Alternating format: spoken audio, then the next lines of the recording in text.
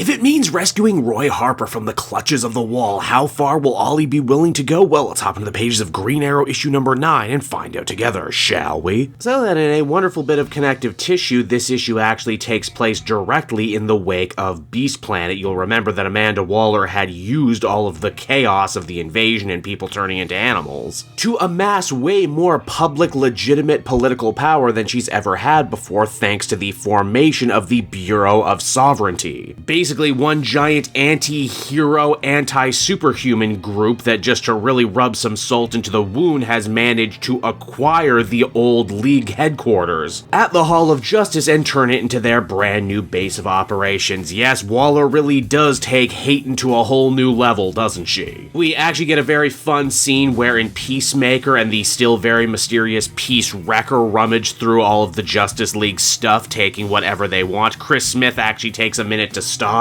and really ponder Blue Beetle's ship, which is a perfect bit of characterization because, if you know, both of those characters began as Charlton characters and actually have a long history with one another. Waller's not alone in her hate and quest either, as she's also managed to recruit the likes of Mr. Bones, formerly of the DEO, a world-class hater if there ever was one. Together they've gone out of their way to reverse engineer all of the super security on the Hall of Justice. Now, instead of keeping the League's enemies out, it keeps the League out. And this stuff is truly state-of-the-art too. Weapons strong enough to take down Superman, sensors and cameras good enough to catch super speedsters like the Flash or Masters of Stealth like Batman. But wouldn't you just know it, the first person to actually try and break into the new Hall of Order is none of those people. It's actually Green Arrow on a quest to try and get back his sidekick. How the hell does Ollie plan to get past all of these high-tech security measures? Well, you're gonna positively love it. He goes way low-tech. You see, Dinah actually gave him a special hand glider that's just slow enough to not set off any of the sensors, and as far as getting in the building, I bet you didn't know there's actually a trapdoor on the roof. One that's never locked and one that's only known about by the very most senior members of the League itself. Now, Green Arrow's not the only one on an important mission too, as from there we transition on over to Connor Hawke. He's in Corto Maltese, yes, that place from the Suicide Squad movie, and like a ton of DC comics before. Connor bribes his way into some corrupt Central American prison when we discover the prisoner he's come to meet is not actually a supervillain, but an old friend and hero, John Diggle. Yes, that John Diggle from the Arrow show. Who, honestly, the more and more time goes on, he continues to be maybe one of the only good things that actually came out of that show, and one of the few things I'm actually fine with them canonizing in the books. Connor wants Diggle to come join him and his father in their new fight, but Diggle says he's exactly where he needs to be right now. However, his attitude changes when Connor mentions Malcolm Merlyn. Now, back over with Ollie, he's not in the Hall of Justice long when he ends up getting jumped by some mysterious new robotic villain with the ability to create light. Here's the thing though, Green Arrow might not recognize the Robot Man, but the Robot Man recognizes Ollie, saying that on the other Earth where he's from, the two are actually friends. Yes, that's right, if you've been keeping up with all the different backup stories, you'll know that Amanda Waller has actually been growing her Suicide Squad by recruiting individuals from other Earths. And this new guy seems to be no different. Ollie manages to dispatch this foe by stabbing him in the eye with an arrow, but unfortunately it's too late as he ends up getting overwhelmed and grabbed by Peacemaker and Peace Wrecker. And hey, speaking of Peace Wrecker, this character's been running around DC stories for a little bit right now, but they never bothered to actually reveal her origin or who's even under the mask. At first, I jumped to the conclusion that it must be Hardcourt, given her connection to the Peacemaker TV show and the latter days of the old DCU, but here in this book, Ollie actually seeks to imply that maybe Peace Wrecker is actually just a female Christopher Smith from another Earth. She also seems to have a real narc on for Wonder Woman, which,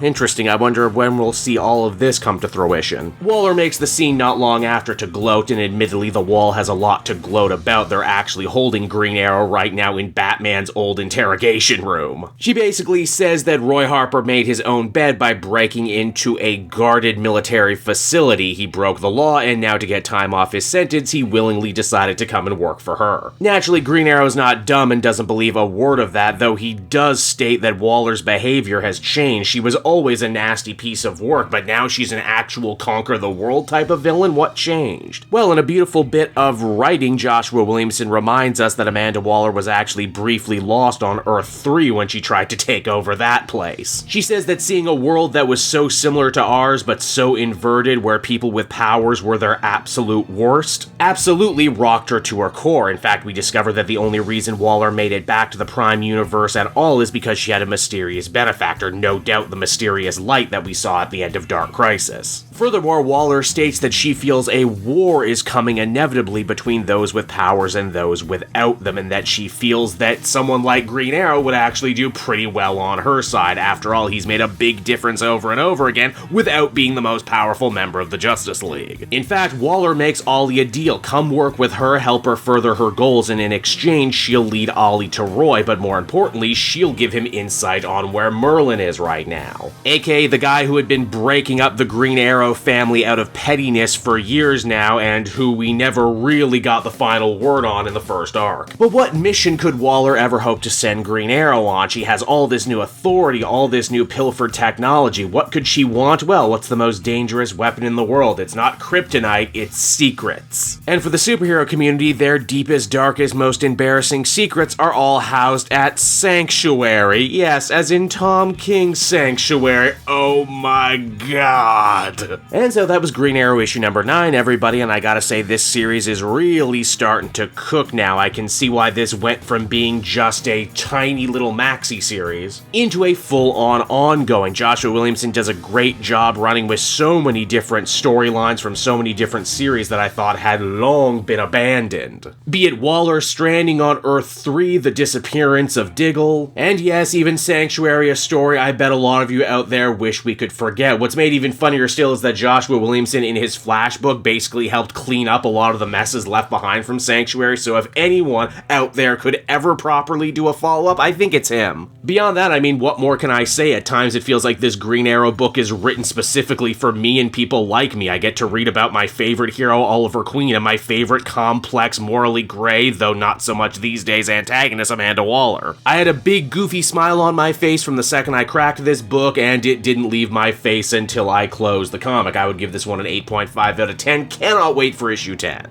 Hey there everyone, it's your old pal Cape Joel again, thanking you so much for watching to the end of the video. I hope you enjoyed it, and if you did, why not check out my Amazon link down in the description. Yes, that's right, the Cape Joel channel officially has its own Amazon storefront now. You can pick up a comic or anything else for that matter, and if you did, you'd really be helping me in the channel. So with that out of the way everyone, I will see you again next time. Bye-bye.